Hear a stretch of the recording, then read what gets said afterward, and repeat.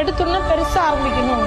நீ ஓனரு, நீ வேலை செய்யக்கூடாது, ஓனரா தான் இருக்கணும், லேபர் வேலை செய்யக்கூடாது, இதையெல்லாம் நம்பிட்டு கடையை ஆரம்பிச்சு முடிஞ்சு போய் கடை விற்பனைக்குன்னு போடுற போர்டெல்லாம் இதனாலதான்.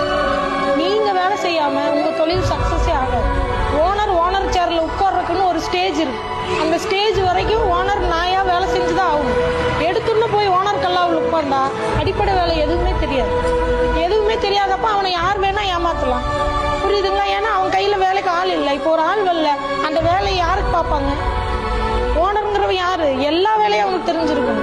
யாரு வரலினாலும் யாரு ஏமாத்தினாலும் அந்த நாலேஜ் இருந்தா மட்டும்தான் அங்க ஏன் மிஸ்டேக் நடக்குதா இல்லையானாவது கண்டுபிடிக்க முடியும். ஓனர் சேர்ல மட்டும் கொண்டிருந்தீங்கன்னா உங்களை எல்லாரும் மொட்டை அடிச்சிடுவாங்க. உங்க கடை சீக்கிரமா இழுத்து சாத்திட்டு தான் போகும்.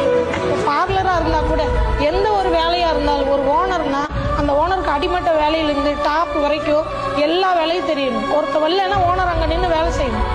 எல்லா வேலையும் தெரியும் போதுதான் ஒரு இடத்துல இல்லையே இந்த இடத்துல இது நடக்காது, அது எப்படி நடக்குங்கிற டவுட் வரும். எவனும் நம்மளை ஏமாற்ற முடியாது. யார் வரலினாலும் நான் இறங்கி பார்த்துக்குவேங்கிற கான்பிடென்ட்